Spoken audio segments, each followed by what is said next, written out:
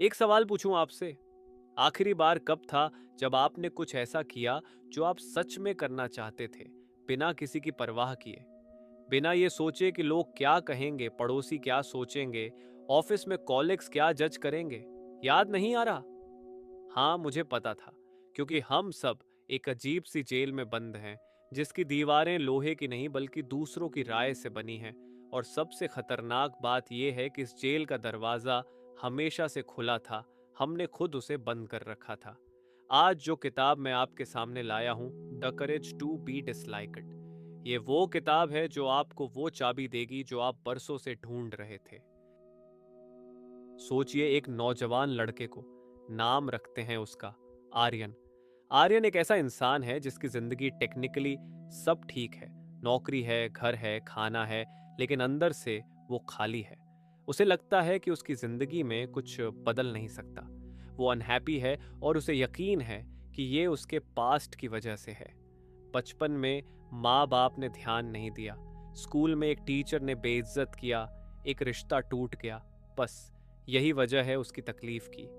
एक दिन उसकी मुलाकात होती है एक बुजुर्ग फिलोसोफर से, एक ऐसे इंसान से जो ऑल्फ्रेड एडलर की सोच को जीता है। आर्यन जाता है उससे आर्ग्यू करने, उसे प्रूव करने कि दुनिया बदल नहीं सकती, इंसान बदल नहीं सकता। लेकिन जो बातें वो फिलोसोफर उससे कहता है वो उसकी और ऑनेस्टली हम सब की जिंदगी को हिलाकर रख देती हैं। यही है इस किताब का फॉर्मेट, एक युवा और एक फिलोसोफर के बीच 5 रातों की बातचीत, और हर रात एक नया सच सामने आता है।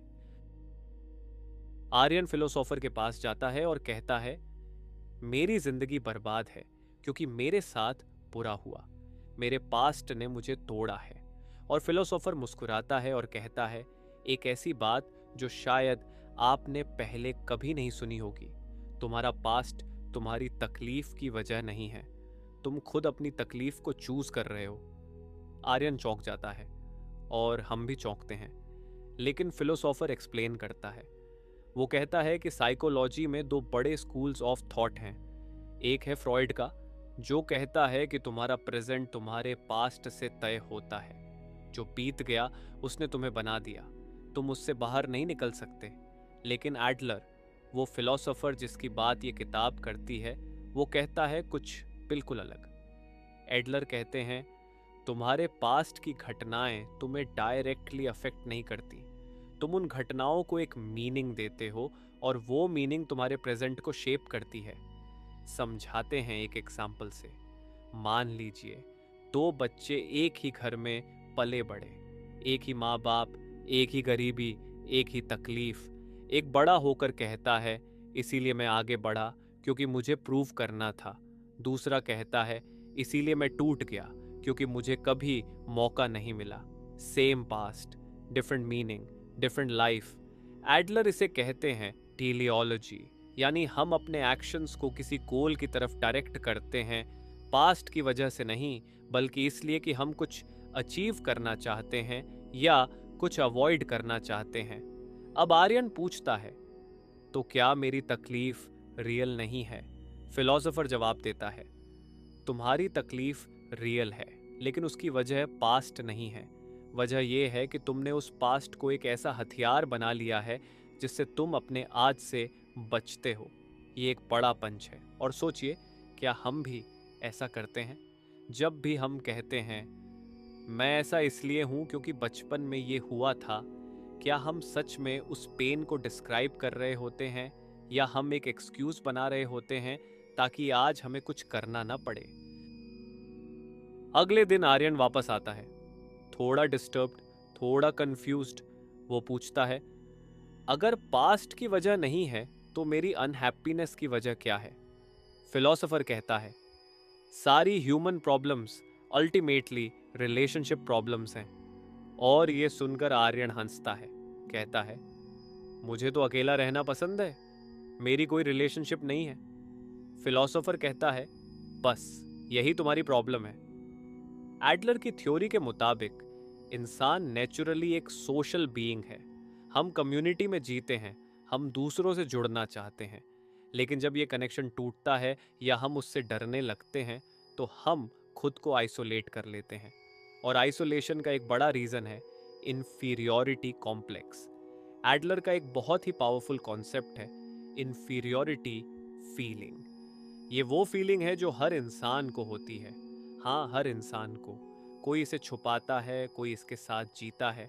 लेकिन प्रॉब्लम तब होती है जब ये इन्फीरियोरिटी फीलिंग एक इन्फीरियरिटी कॉम्प्लेक्स बन जाती है।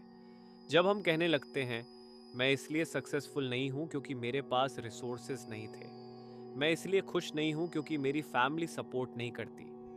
यहाँ एक और इंटरेस्टिंग बात आती है सुपीरियॉरिटी कॉम्प्लेक्स। जो लोग खुद को हर बात में दूसरों से बेहतर दिखाने की कोशिश करते हैं, असल में वो भी अपनी इन्फीरियॉरिटी को हाइड कर रहे होते हैं। ब्रैग करने वाला इंसान एक्चुअली डरा हुआ इंसान होता है। तो फिलोसोफर आर्यन को समझाता है जब तुम दूसरों से कंपेयर करते हो, जब तुम जज करते हो, जब तुम खुद को या दूसरों को सुपीरियर स्लैश इंफीरियर मानते हो, तब तुम रिलेशनशिप को एक कंपटीशन बना देते हो। और कंपटीशन में या तो तुम जीतते हो या हारते हो, कनेक्शन नहीं होता। एडलर का ऑल्टरनेटिव क्या है? Horizontal relationships. इसका मतलब है ऊपर नीचे की हायरार्की नहीं, बल्कि बराबरी का कनेक्शन। तुम अच्छे हो, मैं भी अच्छा हूं, अलग अलग तरीकों से। ये सुनकर आर्यन पूछता है, लेकिन दुनिया तो कंपटीशन पर चलती है। फिलोसोफर मुस्कुराता है, दुनिया कंपटीशन पर चलती है, लेकिन हैप्पीनेस कंपटीशन पर नहीं चलती। तीसरी रात की बातचीत शायद इस पूरी किताब का सबसे प्रैक्टिकल और सबसे पावरफुल हिस्सा है। आर्यन कहता है, मैं जब भी कुछ करना चाहता हूं, मुझे डर लगता है कि लोग क्या कहेंगे। मैं लिखना चाहता हूं, लेकिन सोचता हूं अगर किसी को पसंद ना आया तो, अगर लोगों ने क्रिटिसाइज किया तो। फिलोसोफर पूछता है, ये लोग क्या कहेंगे, ये किसका टास्क है? मतलब आर्यन कंफ्यूज हो जाता है। तुम्हारा टास्क है लिखना, ये तुम्हारा डिसीजन है, तुम्हारी जिम्मेदारी है। लेकिन उसे पढ़कर कोई क्या सोचेगा, वो उसका टास्क है। तुम उसके टास्क में दखल क्यों दे रहे हो? एडलर का ये कॉन्सेप्ट है separation of tasks. Her situation में दो तरह के टास्क्स होते हैं, तुम्हारा टास्क और दूसरे का टास्क। अनहैप्पीनेस तब होती है जब हम दोनों को मिला देते हैं। चलिए इसे और रियल बनाते हैं। मान लीजिए आपकी माँ आपको रोज कहती हैं, शादी कब करोगे? और आप हर बार इरिटेट हो जाते हैं। एडलर कहते हैं, माँ का कंसर्न एक्सप्रेस करना उनका टास्क है। आप कब किससे अगर शादी करते हैं, वो आपका टास्क है। माँ की बात सुनकर आप डिस्टर्ब इसलिए होते हैं क्योंकि आप उनके टास्क को अपनी जिम्मेदारी मान लेते हैं। आप सोचते हैं मुझे उनकी एक्सपेक्टेशन पूरी करनी है, लेकिन एक्चुअली आप उनकी एक्सपेक्टेशन पूरी करने के लिए जिम्मेदार नहीं है। वो उनकी एक्सपेक्टेशन है, उनका टास्क है। इसी तरह जब आप कोई काम करते हैं और आपका बॉस उसे अप्रिशिएट नहीं करता, बॉस का अप्रिशिएट न करना उसका टास्क है। आप अच्छा काम करें, वो आपका टास्क है। आर्यन को ये थोड़ा सेल्फिश लगता है। फिलोसोफर कहता है, सेल्फिश नहीं है, ये सबसे बड़ी फ्रीडम है। जब तुम दूसरों के टास्क्स अपने ऊपर लेना बंद कर दोगे, तब तुम एक्चुअली उनकी केयर कर पाओगे, बिना रिजेंटमेंट के, बिना बर्डन के। और यहाँ फिलोसोफर एक और बड़ी बात कहता है, रिकॉग्निशन की ज़रूरत। यानी हर वक्त ये चाहना कि दूसरे हमें अप्रूव करें, ये एक बहुत बड़ा ट्रैप है। हम इंसान बचपन से ट्रेंड होते हैं, प्रेज मिलती है तो अच्छा लगता है, क्रिटिसिज्म मिलती है तो बुरा। धीरे धीरे हम अप्रूवल के एडिक्ट्स बन जाते हैं, और जो अप्रूवल का एडिक्ट है वो कभी खुद की जिंदगी नहीं जी सकता। वो हमेशा दूसरों की स्क्रिप्ट पर चलता है। चौथी रात आर्यन थका हुआ आता है। कहता है, अगर मुझे किसी की परवाह नहीं करनी, अपने टास्क्स पर फोकस करना है, तो फिर रिश्तों का क्या मतलब है? क्या मैं बस अकेला जीऊं? फिलोसोफर गहरी सांस लेता है और कहता है, नहीं। एडलर का सबसे बड़ा आइडिया यही है, कम्युनिटी फीलिंग या सोशल इंटरेस्ट। एडलर के मुताबिक ट्रू हैप्पीनेस तब आती है जब आप फील करते हैं कि आप इस दुनिया में कंट्रीब्यूट कर रहे हैं, जब आप सिर्फ अपने लिए नहीं बल्कि दूसरों के लिए भी कुछ कर रहे हैं। लेकिन ये दूसरों के लिए करना वो अप्रूवल के लिए नहीं होता। वो जेन्युइनली इसलिए होता है क्योंकि तुम फील करते हो कि तुम इस कम्युनिटी का हिस्सा हो। फिलोसोफर एक बहुत ब्यूटीफुल एग्जाम्पल देता है। सोचिए एक माँ को जो अपने बच्चे के लिए खाना बनाती है। अगर वो ये इसलिए करती है कि बच्चा उसे बेस्ट मॉम कहे तो वो ट्रांजैक्शन है, लव नहीं। लेकिन अगर वो इसलिए करती है क्योंकि बच्चे का खुश रहना उसे जेन्युइनली अच्छा फील कराता है तो वो कम्युनिटी फीलिंग है। एडलर कहते हैं खुशी कंट्रीब्यूट करने में है, रिसीव करने में नहीं। आर्यन पूछता है लेकिन अगर मैं कंट्रीब्यूट करूं और कोई अप्रिशिएट ना करे?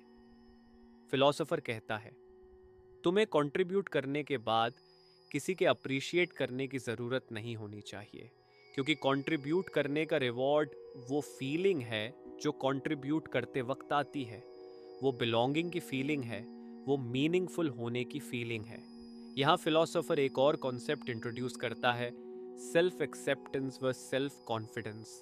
सेल्फ कॉन्फिडेंस कहता है मैं कर सकता हूँ, सेल्फ एक्सेप्टेंस कहता है मैं जैसा हूँ ठीक हूँ और फिर भी मैं बेहतर होने की कोशिश करूँगा।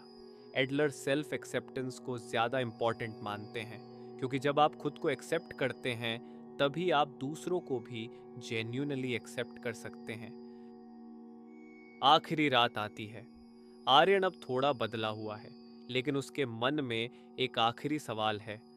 मान लिया कि मैं ये सब समझ गया, लेकिन क्या ये इतना आसान है? लोग मुझे डिसलाइक करेंगे, मेरे डिसीजन से लोग नाराज होंगे, क्या मैं ये हैंडल कर पाऊंगा? फिलोसोफर कहता है यही तो है the courage to be disliked. ये मतलब नहीं कि तुम लोगों को हर्ट करो, ये मतलब नहीं कि तुम सेल्फिश बनो। इसका मतलब है तुम अपनी जिंदगी जीने के लिए तैयार हो, चाहे कुछ लोग उससे अग्री ना करें। एडलर का एक बहुत ही प्रोफाउंड ऑब्जर्वेशन है, फ्रीडम की कीमत है डिसलाइक्ड होने की पॉसिबिलिटी। जो इंसान हर किसी को खुश रखने की कोशिश करता है वो एक्चुअली किसी को खुश नहीं कर पाता, वो खुद भी खुश नहीं होता, वो बस एक परफॉर्मेंस देता रहता है। असली फ्रीडम तब है जब तुम कह सको हाँ कुछ लोग मुझे पसंद नहीं करते और ये ठीक है। फिलोसोफर एक और बड़ी बात कहता है, जिंदगी एक डेस्टिनेशन नहीं है, जिंदगी एक जर्नी है। लेकिन एडलर उससे भी आगे जाते हैं। वो कहते हैं जिंदगी एक सीरीज ऑफ नाउ मोमेंट्स है। अभी यही वो जगह है जहां तुम एक्चुअली जीते हो।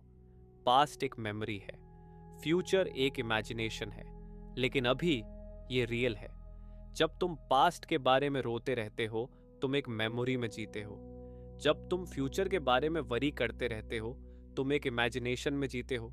एडलर कहते हैं अभी अच्छा जियो, अभी कंट्रीब्यूट करो, अभी ऑनेस्ट रहो, बस। और आर्यन को फाइनली समझ आता है। वो पूछता है तो क्या मैं बदल सकता हूं? फिलोसोफर कहता है तुम अभी से बदल सकते हो। एडलर का मानना है पर्सनालिटी या कैरेक्टर कोई फिक्स्ड चीज नहीं है, ये तुम्हारा लाइफ स्टाइल है जो तुमने चूज किया था और जिसे तुम आज भी चेंज कर सकते हो। जितना तुम्हें लगता है उससे कम टाइम लगेगा, बस एक डिसीजन, मैं अभी से अपनी जिंदगी जीऊंगा। अब जब हमने पूरी जर्नी की आर्यन के साथ, फिलोसोफर के साथ, तो आइए समझते हैं कि असल में एडलर और ये किताब क्या कहना चाहती है। पहली बात, तुम्हारा पास्ट तुम्हारी डेस्टिनी नहीं है। तुम अपनी स्टोरी खुद लिखते हो। जो बीत गया वो रेफरेंस हो सकता है, लेकिन वो तुम्हारी लिमिट नहीं है। दूसरी बात, अनहैप्पीनेस का सोर्स अक्सर ये होता है कि हम दूसरों की जिंदगी जीने की कोशिश करते हैं, उनकी एक्सपेक्टेशंस, उनकी अप्रूवल, उनके स्टैंडर्ड्स। जब तक हम अपने टास्क्स और दूसरों के टास्क्स को क्लियरली सेपरेट नहीं करते, हम कंफ्यूज रहेंगे। तीसरी बात, हैप्पीनेस एक कंपटीशन नहीं है। जब तुम किसी से कंपेयर करना बंद करते हो तब तुम एक्चुअली आगे बढ़ना शुरू करते हो। चौथी बात, कम्युनिटी फीलिंग, दूसरों के लिए कंट्रीब्यूट करना, ये सेल्फिश होने का ऑल्टरनेटिव नहीं है। ये एक ऐसा वे ऑफ लिविंग है जहां तुम्हें और दूसरों को दोनों को फायदा होता है। और पांचवी, सबसे जरूरी, the courage to be disliked. ये एक स्किल है, ये एक मसल है, जितना तुम इसे यूज करोगे उतना मजबूत होगा। सोचिए, आज आप क्या नहीं कर रहे क्योंकि आपको डर है कि लोग क्या कहेंगे। वो जॉब छोड़ना जो आपको पसंद नहीं, वो पैशन परस्यू करना जो आपके दिल में है, वो रिश्ते छोड़ना जो टॉक्सिक हैं, वो बात कहना जो आप बरसों से अंदर रखे हुए हैं। एडलर का मैसेज सिंपल है, शुरू करो अभी। परफेक्ट कंडीशंस का इंतजार मत करो, लोगों की अप्रूवल का इंतजार मत करो, और जब कोई तुम्हें डिसलाइक करे तो ये मत सोचो कि तुमने कुछ गलत किया। सोचो, शायद मैं जेन्युइनली अपनी जिंदगी जी रहा हूँ, क्योंकि जो इंसान खुद की जिंदगी जीता है वो हर किसी को पसंद नहीं आता, और यही उसकी सबसे बड़ी कामयाबी है। तो दोस्त, ये थी द करेज टू बी डिसलाइकेड की कहानी, एक नौजवान की, एक फिलोसोफर की, और अल्टीमेटली हम सब की। ये किताब आपसे एक सिंपल सा सवाल पूछती है, क्या आप वाकई जीना चाहते हैं या बस सरवाइव करना चाहते हैं? अगर आप जीना चाहते हैं जेन्युइनली, फुली, अपनी तरह से, तो शायद आपको भी वो करेज ढूंढनी होगी। डिसलाइक्ड होने की करेज, खुद होने की करेज, अभी में जीने की करेज। एडलर ने जो कहा वो किसी थ्योरी से ज्यादा एक इनविटेशन है, एक invitation to live, not perfectly, not safely, but truly. और अगर इस समरी ने आपके अंदर कुछ हिलाया, कुछ डिस्टर्ब किया, तो ये अच्छी बात है। डिस्टर्बेंस चेंज की शुरुआत होती है। बुक स्मेल पर आते रहिए, जहां हम किताबों की खुशबू आपके लिए लाते रहते हैं।